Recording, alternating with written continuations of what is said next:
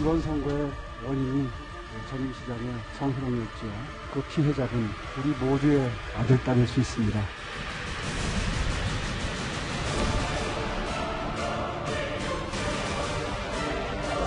그분의 위력은 여전히 강하게 존재합니다. 원 스트라이크 아웃제를 즉시 도입할 것을 선언합니다.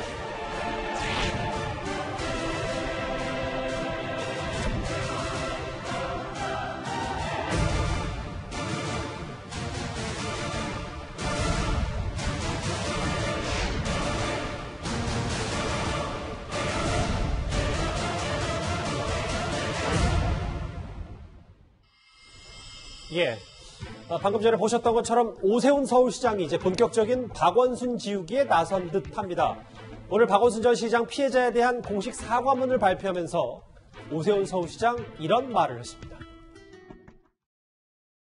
전임 시장 재직 시절 있었던 성희롱, 성폭력 사건에 대해 현직 서울시장으로서 진심으로 사과드립니다. 서울광장에 설치된 분향소를 보면서 피해자는 또 하나의 엄청난 위력 앞에서 절망할 수밖에 없었을 것이라고 생각합니다. 장례식 문제 등과 관련해서 책임 있는 자리에 있었던 인사의 인사명령 조치도 단행하였습니다.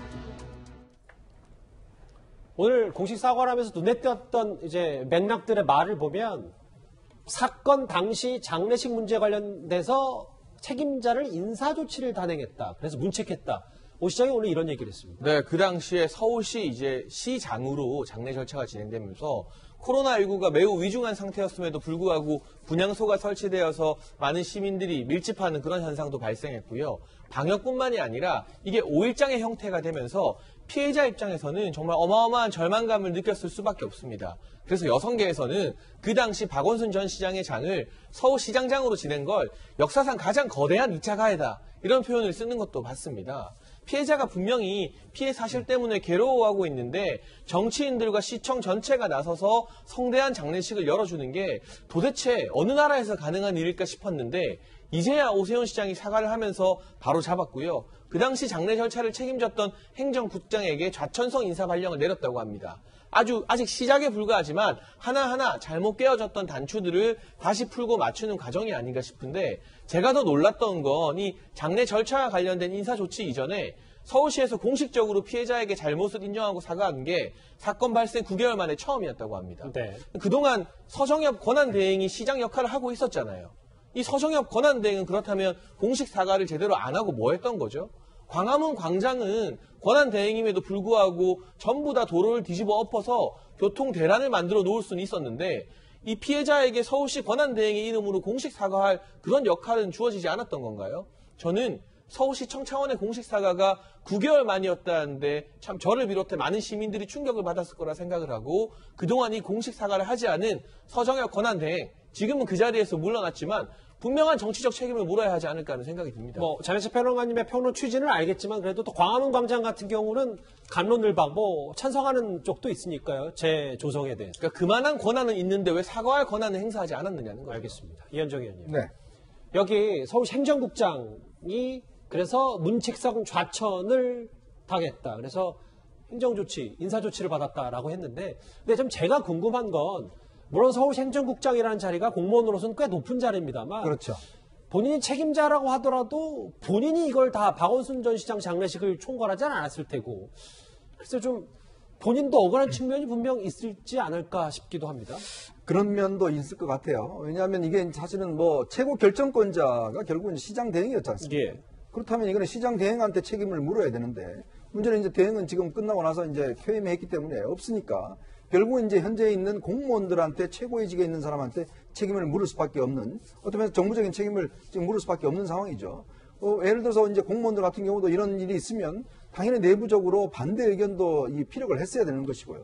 왜냐하면 지금 뻔히 지금 피해자가 이 상황에 대해서 힘들어하는 상황에서 더구나 이날 이 장례식 같은 경우에 당시 코로나 때문에 집회를 금지해 놓은 상황입니다. 예. 서울광장에 이 모든 집회를 다 금지해 놓은 상황이에요. 자, 그런 상황에 저렇게 장례식장을 서울시 예산으로 차려놓고 지금 저렇게 사람들이 가서 추모 행제를 하는 것, 만드는 것들. 자, 그것에 대한 이제 하나의 공무원 사회에 대한 저는 경고라고 봅니다. 이게 지금 제가 볼 때는 특정한 사람에 대한 어떤 경고보다는 당시에 이 상황을 어떤 면에서 보면 했던 이 서울시 공직자 전체에 대한 하나의 경고성적인 인사라고 보는 거죠. 조직에 대한 경고. 그렇죠. 왜냐하면 왜 그럼 당시에 이 조직에서 내부에서 이런 부분에 대한 반론이나 또 이런 것들이 없었는가? 또 이것이 서울시의 예산으로 치러진 부분에 대해서 어떤 오세훈 시장이 특정인에게 겨냥했다기보다는 서울시 전체 공무원들에 대한 저는 경고성 인사였다고 봅니다. 글쎄요, 박 전 시장 피해자의 얘기는 지금까지 받았던 사과는 SNS 입장문이거나 질문에 대한 코멘트 형식의 사과였는데 영상 찾아보고 울컥한 마음이다. 오 시장의 오늘 사과가 책임있는 사람의 진정한 사과였다. 이런 메시지까지 전해왔습니다. 사실 당시에도 박원순 전 시장 장례식을 두고 기관장, 그것도 5일장을 하는 것을 두고 꽤 뒷말이 있었습니다. 장례위원장이었던 서정엽 당시 시장 대행과 피해자 대표의 발언을 각각 들어보겠습니다. 고통받는 이들의 삶을 회복하고자 했던 박원순 시장님의 꿈을 미완의 과제가 아닌 우리 모두의 꿈으로 흔들림 없이 계승해 나가겠습니다.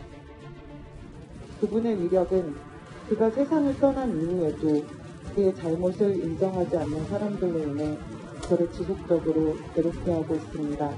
그분의 위력은 여전히 강하게 존재합니다. 반대되는 목소리를 좀 들어봤는데요. 저희가 화면에 일부 누리꾼들의 얘기를 좀 했습니다. 이제야 서울이 정상으로 돌아간다.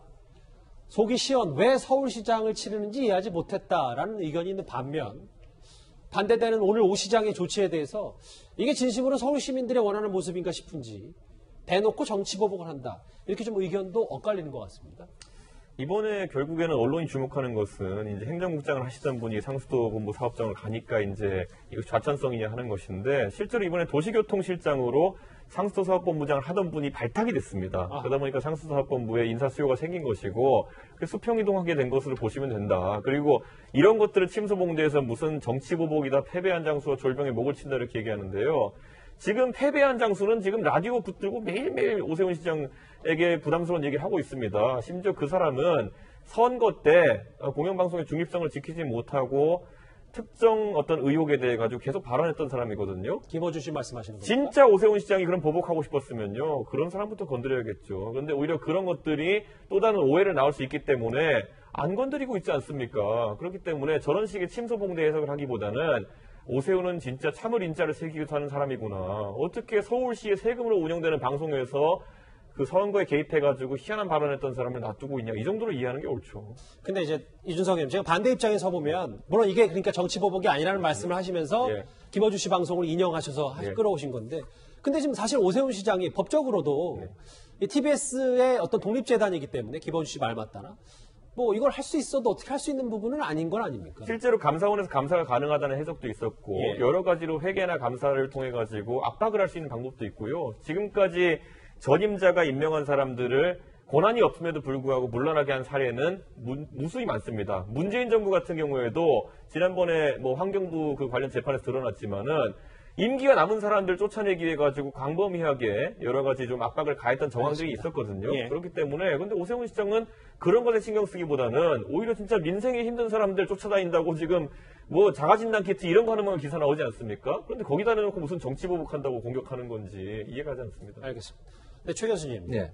근데 오늘 오세훈 시장이 여러 뭐 문책 얘기를 하면서 박원순 전 시장 성추행 관련해서 재조사 얘기까지 했는데 이게 지금 서울시에 혹은 관련자들이 다 청사를 떠났기 때문에 진상규명이 가능한지 뭐 이 부분도 좀 짚어봐야 됩니다. 또 관련자들에 대한 조사는 어렵겠죠. 왜냐하면 떠난 사람을 다시 부를 수는 없잖아요. 형사사법적인 어떤 절차가 아니라고 하면 서울시 자체적으로 하면 이미 나간 분을 자기가 아니면 뭐 오라고 해도 오겠습니까? 제가 볼 때는 어렵다고 보여지고요. 다만 뭐 예컨대 오세훈 시장이 얘기하는 것처럼 이 사건의 진상을 파악하기 위해서 할 수 있는 범위 내에서 한다는 것은 뭐 그건 가능하다고 생각해요. 다만 이제 그 전에 뭐 정무직에 있던 분이나 또는 서울시에 근무했던 분들 중에 많은 부분이 이제 정무직에 있는 분들 대부분 다 떠났잖아요. 이런 분들을 다시 불러 조사하기는 어려울 거다. 그래서 아마 조사가 되더라도 결과가 우리가 생각하는 만큼 모든 게 완벽하게 다 조사가 되는 결과까지 나오기 좀 어렵지 않겠나 이런 예상이 됩니다. 알겠습니다.